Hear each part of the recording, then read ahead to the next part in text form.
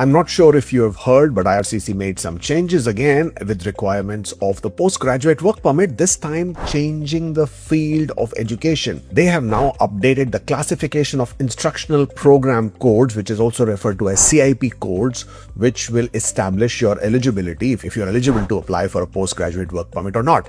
Well, it's a way, in a way, it's a good news. Why? Because they have now aligned the express entry priority list or the category list with the requirement of postgraduate work permits as well.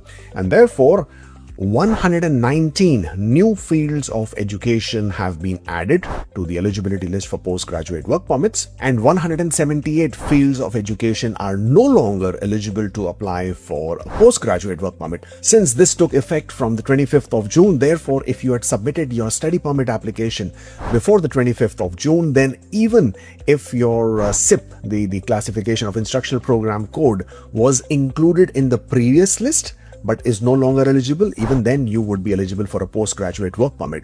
Of course, this is, as I said earlier, keeping it in line with the priority occupations that IRCC has identified for express entry.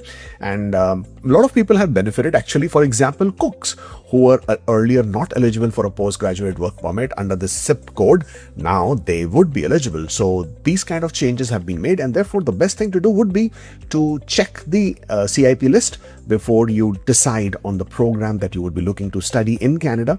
And of course, this applies for people who are inside Canada and outside Canada who are looking to make their new application.